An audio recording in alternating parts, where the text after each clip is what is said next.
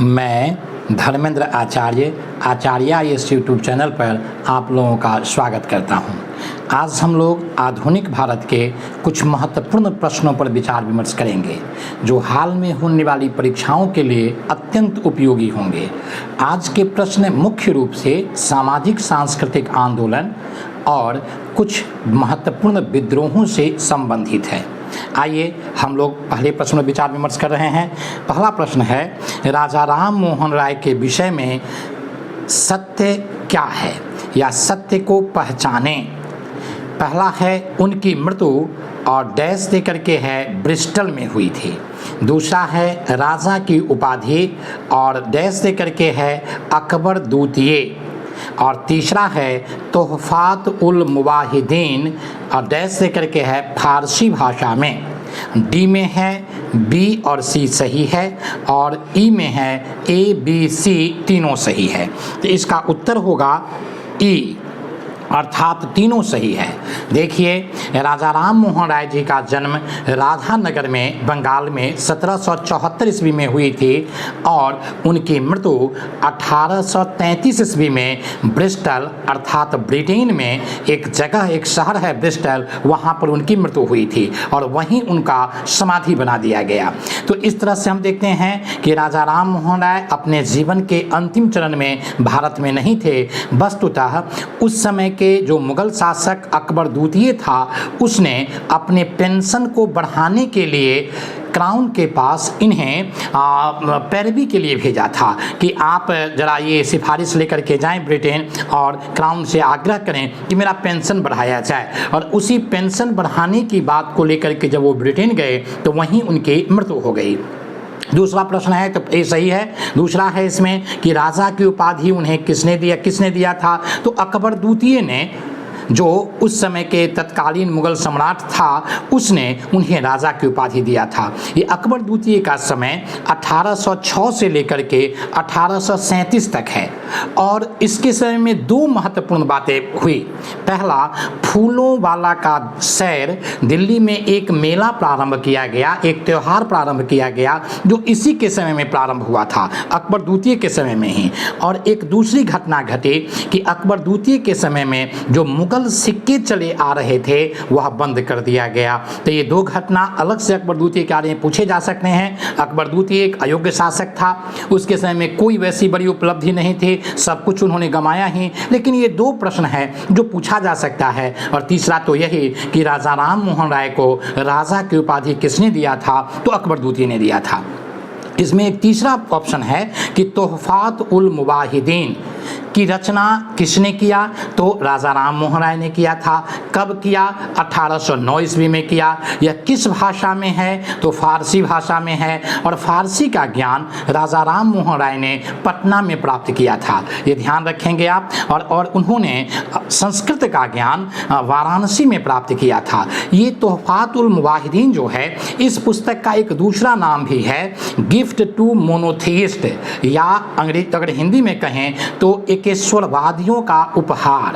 राजा राम मोहन राय एकेश्वरवादी थे और उन्होंने एकेश्वरवाद को लेकर के जो पुस्तक लिखा उसका नाम यही है। और इसको इसीलिए एकेश्वरवादियों का उपहार भी कहा जाता है, तोहफातुल मुवाहिदीन का भी कहा जाता है क्योंकि फारसी में लिखा गया है और अंग्रेजी में भी इसका ट्रांसलेशन है गिफ्ट टू मोनोथीइस्ट। तो इस तरह से इसमें तीनों ऑप्शन सही है। राजा राम मोहन राय पर बहुत सारे प्रश्न पूछे जाते हैं, इसलिए मैंने इसको विस्तार से यहाँ रखने का प्रयास किया। दूसरा प्रश्न का पहला जो कथन है वो राजा राम मोहन राय अस्थाई बंदोबस्त एवं अंग्रेजी शिक्षा के समर्थक थे।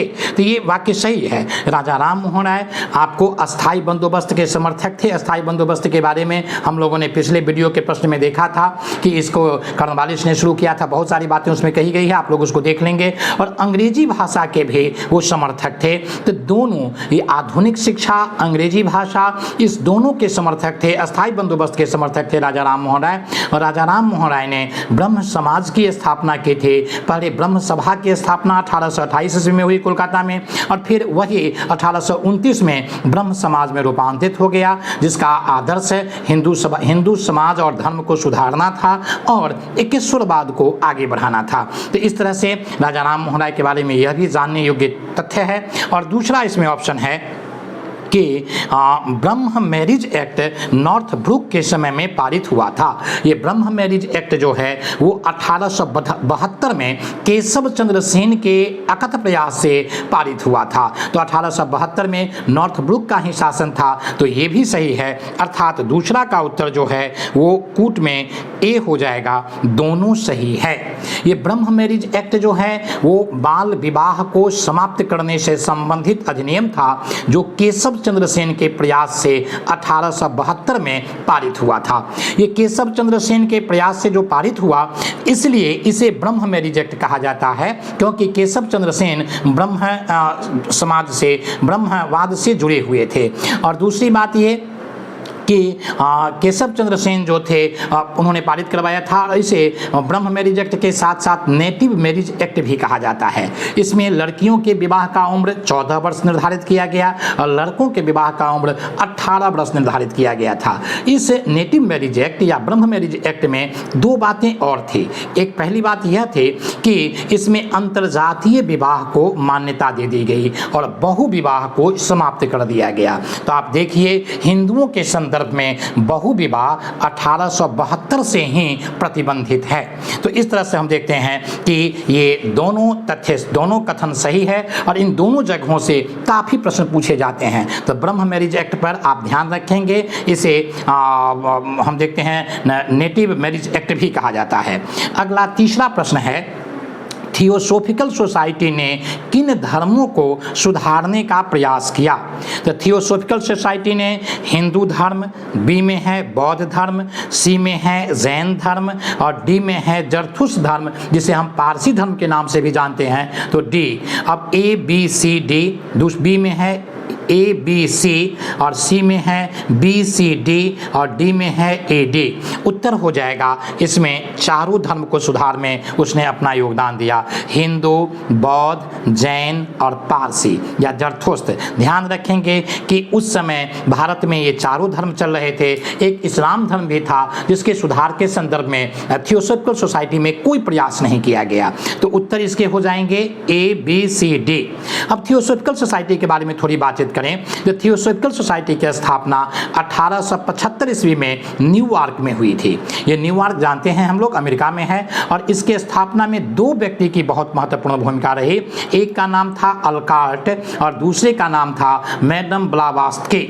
और इसका 1875 के बाद लगभग 11-12 वर्ष के बाद 1886 ईस्वी में मद्रास के पास आडियार में इसका अंतर्राष्ट्रीय मुख्यालय खोल दिया गया। तो भारत में आ गया ये आडियार। हम देखते हैं कि आपको चेन्नई के अगल बगल का भाग है, तमिलनाडु में भी पड़ेगा और वहाँ पर हम देखते हैं कि इनको वहाँ से आगे बढ़ाने की कोशिश की गई थी। तो थियोसॉफिकल सोसाइटी से बाद में एनी बेसेंट आकर के जुड़ी थी। तो इस तरह से हम देखते हैं इसका उत्तर ए हो जाएगा। अब चौथा प्रश्न पर अगर आएँ तो चौथा प्रश्न है, रहनुमाई माजदन सभा नामक संस्था की स्थापना किसने की? अब इसमें देखें, ए ऑप्शन में है दादा भाई नौरोजी, बी में है फर्दूनजी नौरोजी, सी में है एस बंगाली और कूट में है ए बी, केवल बी, सी में है ए बी सी और डी में है ए सी। तो इसके उत्तर हो जाएंगे सी। सी का अर्थ हुआ ए बी सी। रहनुमाई माजदन सभा जो है वह पारसी धर्म सुधार के लिए स्थापित की गई बहुत महत्वपूर्ण संस्थान थे। इसकी स्थापना पश्चिम भारत में 1851 ईस्वी में 51 में किया गया और इसकी स्थापना में 4 महत्वपूर्ण व्यक्तियों की भूमिका रही, जिसमें नंबर 1 पर दादा भाई नौरोजी, नंबर 2 पर फर्दूनजी नौरोजी, फिर एस बंगाली और आर के कामा भी इससे जुड़े हुए थे। और इसके द्वारा एक पत्रिका निकलती थी जिसका नाम था रफ्त गोफ्तार। तो इस तरह से हम देखते हैं कि यहाँ से भी प्रश्न पूछे जाते हैं और इनको आप ध्यान में रखेंगे। 5वां प्रश्न को अगर देखें तो निम्न में इसको काल क्रम में लगाएं। ये कुछ उस समय के महत्वपूर्ण पर्सनैलिटी हैं जिसको काल क्रम में लगाना है। पहला तुलसीदास, दूसरा राजा राम मोहन राय, तीसरा स्वामी विवेकानंद और चौथा स्वामी दयानंद सरस्वती। अब इन चारों को अगर हम देखें तो इसमें उत्तर हो जाएगा, उत्तर में ए में जो दिया हुआ है A B C D, B में दिया हुआ है ए बी डी सी में दिया हुआ है ए सी बी डी और डी में दिया हुआ है ए सी डी बी। उत्तर हो जाएंगे इसके पहले बी हो जाएंगे, यानी कि सबसे पहले इसमें आ जाएंगे तुलसीदास जी, जो ए ऑप्शन में है। तुलसीदास जी 16वीं शताब्दी के व्यक्ति थे और उन्होंने 1575 ईस्वी में अपनी कालजयी रचना श्री रामचरितमानस की रचना की थी। जैसा कि हम लोग जानते हैं श्री रामचरितमानस एक अत्यंत महत्वपूर्ण महाकाव्य है। और उसके बाद जो दूसरे व्यक्ति आएंगे वो आपको राजा राम मोहन राय आएंगे, जिनका जन्म 1774 ईस्वी में हुआ था और उनकी मृत्यु 1833 ईस्वी में ब्रिस्टल में हो गई थी। तो इस तरह से हम देखते हैं दूसरे व्यक्ति ये 18वीं शताब्दी के हैं। उसके बाद तीसरे व्यक्ति जो हैं वो दयानंद सरस्वती होंगे। उनका जन्म 1824 ईस्वी में और उनकी मृत्यु 1883 ईस्वी में हुई थी। तो इस तरह से दयानंद सरस्वती गुजरात के मौरवी में जन्म लिए थे और ये भी 19वीं शताब्दी के व्यक्ति थे। और उनके बाद स्वामी विवेकानंद जी, जिनका जन्म 12 जनवरी 1863 ईस्वी को हुआ और 4 जुलाई 1902 ईस्वी को वे स्वर्गीय हो गए। तो इस तरह से देखा जाए तो विवेकानंद इसमें सबसे बाद में आ जाएंगे और उसके बाद हम देखते हैं दयानंद सरस्वती उनसे पहले आ जाएंगे। तो इसका उत्तर बी बन रहा है। तो आप इन पर्सनैलिटी को भी ध्यान में रखेंगे और इसके अतिरिक्त भी 2 4 5 और पर्सनैलिटी जो हैं उन पर्सनैलिटी को भी आप ध्यान में रखेंगे। इस प्रकार के प्रश्न पूछ लिए जाते हैं। छठा प्रश्न अगर हम देखें तो भारत का मार्टिन लूथर किसे कहा जाता है? भारत का मार्टिन लूथर कौन है? तो इसका उत्तर हो जाएगा आपको दयानंद सरस्वती। तो दयानंद सरस्वती डी में है और इसके साथ जो अन्य ऑप्शन है ए में है राजा राम मोहन राय, बी में है स्वामी विवेकानंद, सी में है स्वामी श्रद्धानंद और डी में है स्वामी दयानंद सरस्वती। स्वामी दयानंद सरस्वती के कार्यों को ध्यान में रखते हुए उनको हिंदू धर्म का सबसे बड़ा सुधारक 19वीं शताब्दी का स्वीकार किया गया। माना गया कि उन्होंने जो कहा कि वेद की ओर लौटो और वेद की ओर लौटने के संदर्भ में उन्होंने जितने प्रकार की सामाजिक और सांस्कृतिक कुरीतियां थे, जितनी विकृतियां आ गई थी, जितनी समस्याएं थे, सभी का उन्होंने विरोध कर दिया। और विरोध करते हुए उन्होंने एक शुद्ध और एक बेहतर हिंदू समाज की स्थापना के लिए जो प्रयास किया, उन बातों को ध्यान में रखते हुए उन्हें भारत का मार्टिन लूथर कहा गया है। जैसा कि हम लोग जानते हैं ईसाई धर्म के सुधार में इनकी बहुत बड़ी भूमिका थी मार्टिन लूथर जी का। और इन्होंने दयानंद सरस्वती जी ने आर्य समाज की स्थापना 1875 ईस्वी में मुंबई में किया था। 1876 ईस्वी में उन्होंने लाहौर में आर्य समाज की स्थापना की थी। दयानंद सरस्वती जी के जो गुरु थे उनका नाम ब्रजानंद था और उनकी एक कालजयी रचना है। उन्होंने कई पुस्तकों की रचना की, तथापि उनकी एक सबसे महत्वपूर्ण पुस्तक है सत्यार्थ प्रकाश। ये सत्यार्थ प्रकाश आर्य समाजियों के लिए बाइबल है और भारत के सभी नागरिकों के लिए यह संग्रहणीय और पठनीय है। तो इस तरह से हम देखते हैं छठा प्रश्न का उत्तर दयानंद सरस्वती होंगे। अब आते हैं 7वें प्रश्न पर। 7वां प्रश्न को देखें तो सुमेलित युग्मों को पहचानें। और सुमेलित युग्मों को अगर पहचानने की बात करें तो इसमें ए में दिया हुआ है शुद्धि आंदोलन और इधर डॉट देकर के दिया हुआ है ब्रह्म समाज, अर्थात शुद्धि आंदोलन को ब्रह्म समाज ने प्रारंभ किया। बी में है रामकृष्ण मिशन और यहाँ है 1897। सी में है भारतीय पुनर्जागरण के पिता और डॉट देकर के है राजा राम मोहन राय। और डी में है सत्यशोधक समाज और डॉट देकर के है महात्मा फूले। और ई में है बी सी डी सही है। तो इसका उत्तर हो जाएगा ई में है आपको बी सी डी सही है। तो दूसरा, तीसरा और चौथा सही है, पहला गलत है। शुद्धि आंदोलन को प्रारंभ करने वाले व्यक्ति आर्य समाजी थे, दयानंद सरस्वती थे। दयानंद सरस्वती की मान्यता थी कि कोई भी व्यक्ति अगर काल क्रम में भारतीय समाज से अलग हो गए हैं या हिंदू धर्म से भटक गए हैं तो उनको गायत्री के माध्यम से, गायत्री मंत्र के माध्यम से, यज्ञ के माध्यम से पुनः हिंदू समाज में आपको वापस लाया जा सकता है। और इस तरह से एक समावेशी भारत के विकास के निर्माण में उनकी एक बड़ी भूमिका है और इस तरह से उनकी एक विलक्षणता दिखती है। ब्रह्म समाज जो कार्य नहीं कर सका वो आर्य समाज ने किया और इस तरह से हम देखते हैं कि यहाँ पर ये ऑप्शन गलत हो जाएंगे। रामकृष्ण मिशन की स्थापना बी में है। आप जानते होंगे कि विवेकानंद ने किया था और बेलूर में 1897 ईस्वी में जो कोलकाता में है उन्होंने रामकृष्ण मिशन की स्थापना की थी।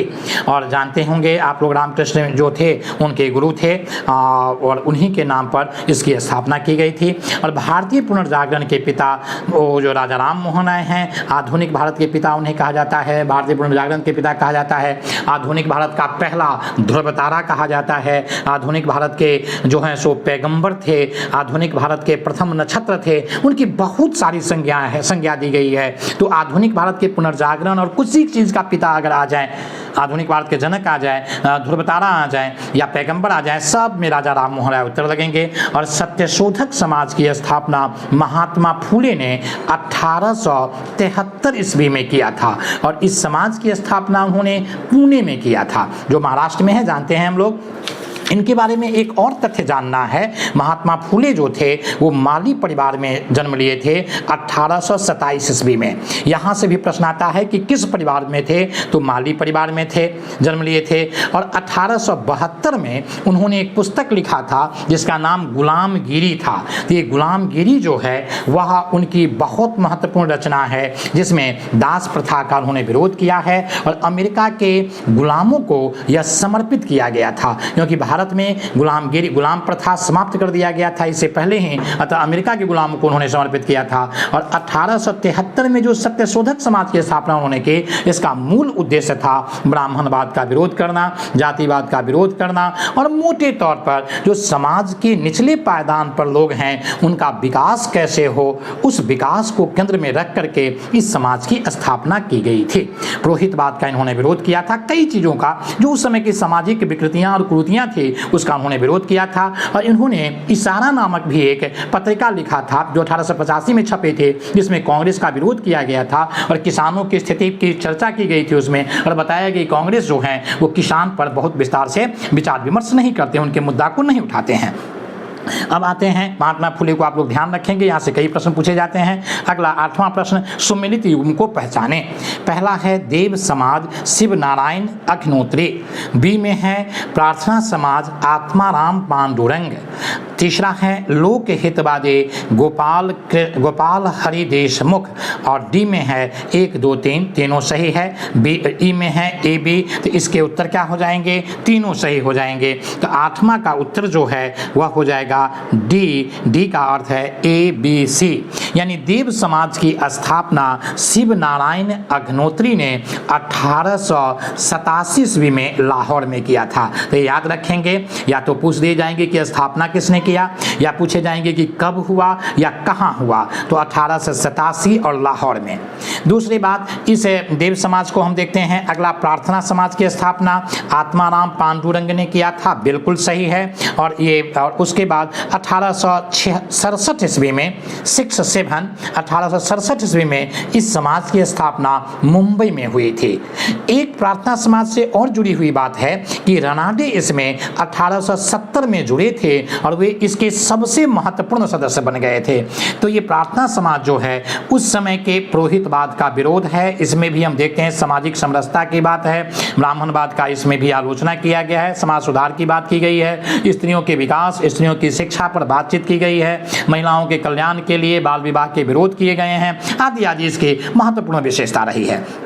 अगला लोकहितवादी जो थे, उनका लोकहितवादी एक उप संज्ञा है जो गोपाल हरि देशमुख का नाम उनको लोकहितवादी की संज्ञा दी गई थी। 1823 में उनका जन्म हुआ, 92 में वो स्वर्गीय हो गए। वो पेशे से न्यायाधीश थे, दिल्ली दरबार में उन्होंने शिरकत की थी और वो पश्चिम भारत के जो समाज सुधार आंदोलन था उसके अगुवा में थे। ये लोकहितवादी और रनाडे ये दोनों पश्चिम भारत के समाज सुधार के प्रमुख व्यक्ति थे और इन दोनों ने ही की प्रेरणा से ही पश्चिम भारत में समाज सुधार आंदोलन हुआ था। तो लोक हितवादी का नाम भी आप ध्यान में रखेंगे, वो खादी पहनने की परंपरा को उन्होंने प्रारंभ किया था। अगला, the age of consent act किसके प्रयास से पारित हुआ, ये 9वां प्रश्न है। अब इसमें ऑप्शन में है, ए में बहराम जी मालाबारी, बी में है केशव चंद्र सेन, सी में है ईश्वर चंद्र विद्यासागर और डी में है रनाडे। देखिए, the age of consent, the age of consent act, ये जो है वो मालाबारी जी के प्रभाव से, उनके प्रयास से, BM मालाबारी के प्रयास से पारित हुआ था और इसका उत्तर ए हो जाएगा। ये मालाबारी जी जो थे वो पारसी सुधारक थे, दक्षिण भारत के थे और ये एज ऑफ कंसेंट एक्ट जो है वो 1891 में पारित हुआ था और इसमें लड़कियों के विवाह का उम्र 12 वर्ष और लड़कों के विवाह का उम्र 18 वर्ष रखा गया। जैसा कि हम लोगों ने देखा था नेटिव मैरिज एक्ट में ये लड़कियों के विवाह का उम्र 14 वर्ष था, लेकिन वो पारित नहीं हो सका, वो फॉलो नहीं हो पाता था, लोग उससे पहले ही विवाह कर देते थे अपनी बच्ची का, तो इसीलिए इसको घटा करके 12 कर दिया गया। और यहाँ हम देखते हैं इस जो एज ऑफ कंसेंट एक्ट आया था इसका तिलक जी ने विरोध कर दिया था। उनके विरोध करने का मूल भाव यह था कि अंग्रेज जो हैं, विदेशी सरकार जो है वो भारतीयों के समाज के बारे में कानून नहीं बनाएंगे। केशव चंद्र सेन इसके उत्तर नहीं होंगे, लेकिन केशव चंद्र सेन अपने समय के एक बहुत प्रतिभावान व्यक्ति थे, पूरे भारत की उन्होंने यात्रा किए थे। हिंदी के, बंगाल के होने के बाद भी, बंगाली के पक्षधर होने के बाद भी हिंदी के विकास पर उन्होंने बहुत बल दिया था और इन्हीं के आग्रह पर ये दयानंद सरस्वती ने सत्यार्थ प्रकाश को हिंदी में प्रकाशित किया था और ब्रह्म समाज ऑफ इंडिया के वो संस्थापक थे और 1865 ईस्वी में ब्रह्म समाज ऑफ इंडिया की स्थापना हुई थी। कई पुस्तकों की रचना उन्होंने किया था और ईश्वर चंद्र विद्यासागर के प्रयास से विधवा पुनर्विवाह अधिनियम 1856 में पारित हुआ था और स्त्री शिक्षा के ईश्वर चंद्र विद्यासागर बहुत बड़े पक्षधर थे। वे बैथून स्कूल से जुड़े हुए थे, दर्जनों स्कूल महिलाओं के स्कूलों से जुड़े हुए थे और उन्होंने सोम प्रकाश नामक एक पत्रिका प्रकाशित किया था जो राष्ट्रवादी पत्रिका था। तो ये सारे प्रश्न आपको पूछे जा सकते हैं और ईश्वर चंद्र विद्यासागर का जन्म 1820 में हुआ और 1891 में वो स्वर्ग सिधार गए। अब आगे हम देखते हैं 10वां प्रश्न, शारदा एक्ट। शारदा एक्ट के अंतर्गत लड़कियों की और लड़कों का विवाह का उम्र क्रमशः कितना था? तो इसके उत्तर हो जाएंगे डी, अर्थात लड़कियों के विवाह का उम्र 14 वर्ष और लड़कों के विवाह का उम्र जो है वो 18 वर्ष रखा गया। तो 14 और 18 क्रमशः होंगे और यह एक्ट जो है हरविलास शारदा के प्रयास से 1930 में पारित हुआ था और यहाँ पर विवाह की उम्र फिर लड़कियों का 12 से बढ़ा करके 14 कर दिया गया। अब हम आते हैं 11वां प्रश्न पर, सुमेलित युग्म को पहचानिए। Theosophical Society, Annie Besant, B में है अलीगढ़ आंदोलन, सर सैयद अहमद खान, सी में है बहुजन समाज, मुकुंद राव पाटिल और ऑप्शन है ए बी सही है, डी में और ई में है ए बी सी। तो इसमें हो जाएगा आपको तीनों सही है अर्थात ई उत्तर हो जाएंगे। तो ई उत्तर का अर्थ हुआ तीनों सही है। थियोसॉफिकल सोसाइटी की स्थापना के बारे में मैंने पिछले प्रश्न में विचार विमर्श कर दिया था। एनी बेसेंट जो है इससे 1891 में यहाँ आई और 1893 ईस्वी में वह थियोसॉफिकल सोसाइटी के सर्वेसर्वा बन गई। एनी बेसेंट के बारे में बहुत सारी बातें हैं। 15 में वो कांग्रेस में ज्वाइन किए थे और 16 में होम रूल लीग आंदोलन यानी 1916 में वह होम रूल लीग आंदोलन चलाई थी और 1917 में कांग्रेस की अध्यक्ष बन गई। उस समय कांग्रेस की बैठक जो है वो कोलकाता में हुई थी और इस तरह से प्रथम महिला वह बन गई जो कांग्रेस की अध्यक्ष बनी। ये प्रश्न अलग से पूछे जा सकते हैं कि कांग्रेस के अध्यक्षा सबसे प्रथम कौन बने, तो आप मारेंगे एनी बेसेंट का नाम 1917 कोलकाता अधिवेशन। और ये थियोसॉफिकल सोसाइटी से भी जुड़ी हुई थी। कई पत्र पत्रिका भी निकालती थी जैसे कॉमनवेल्थ और न्यू इंडिया उनके पत्र का नाम था। और अलीगढ़ आंदोलन की बात करें तो सर सैयद अहमद खान ने इसको प्रारंभ किया था। यहीं पर हम देखते हैं सर सैयद अहमद खान का अगर देखें तो दिल्ली में जन्म हुआ था 1817 में। 1898 में वह स्वर्गीय हो गया और दिल्ली में 1857 के क्रांति के समय वह न्यायिक पद पर था।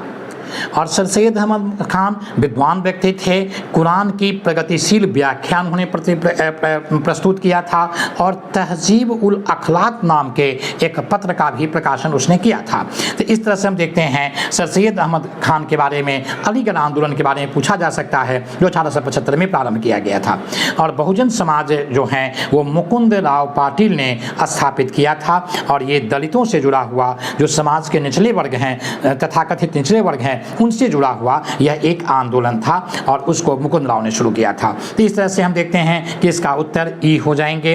और अगला है 12वां प्रश्न, किसने कहा था कि यदि भगवान अस्पृश्यता को सहन करते हैं तो मैं उन्हें कभी भगवान नहीं मानूंगा। ये पंक्ति ए में है अंबेडकर जी, बी में है तिलक जी, सी में है गांधी जी और डी में है फूले जी। तो इसका उत्तर हो जाएगा तिलक जी, बी।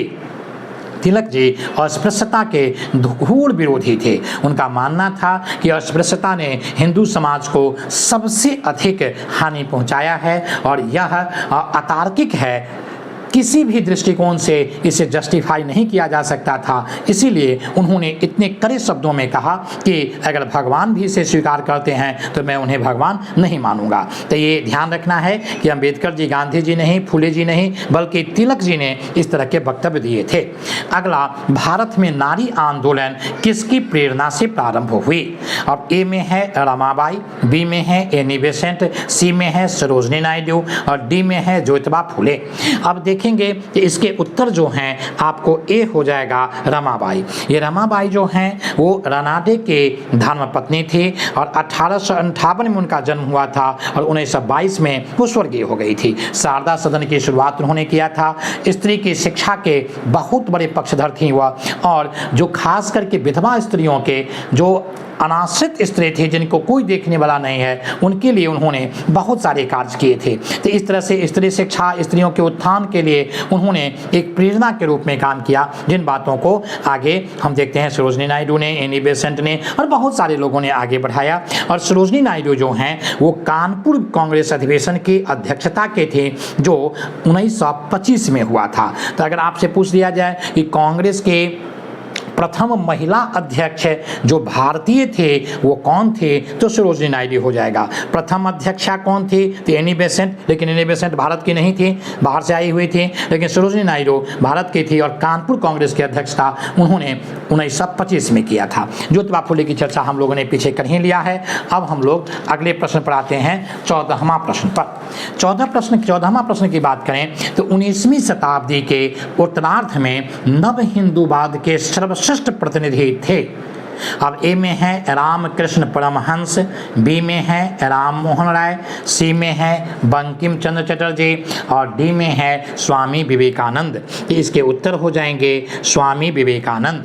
देखिए, स्वामी विवेकानंद जी 19वीं शताब्दी के उत्तरार्ध के नव हिंदूवाद का, ये जो प्रारंभ से हिंदूवाद चले आ रहे थे उसमें कई प्रकार की त्रुटियां और आ गई थी, जिसमें संशोधन करने की आवश्यकता थी। जिस संशोधन की प्रक्रिया को राजा राम मोहन राय ने प्रारंभ किया और बहुत सारे लोगों ने इनको आगे बढ़ाया और स्वामी विवेकानंद जी ने अंतिम शेप देने की कोशिश की, जिसे नव हिंदूवाद कहा गया।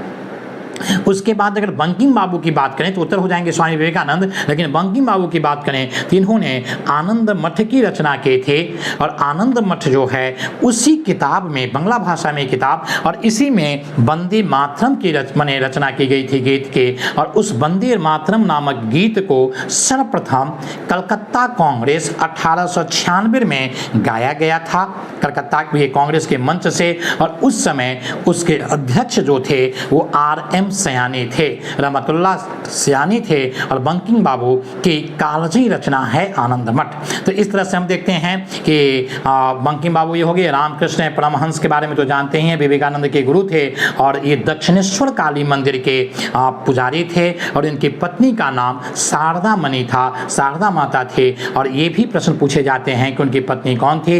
रामकृष्ण मिशन के बारे में पूछा जाता है कि किस मंदिर के पुजारी थे, तो दक्षिणेश्वर मंदिर के पुजारी थे, काली माता के। और इस तरह की चीजें हैं। आगे हम देखते हैं राजा राम मोहन राय ने विरोध नहीं किया किसका विरोध नहीं किया? तो उन्होंने बाल विवाह का विरोध किया, सती प्रथा का विरोध किया, मूर्ति पूजा का विरोध किया, उन्होंने पाश्चात्य शिक्षा का विरोध नहीं किया।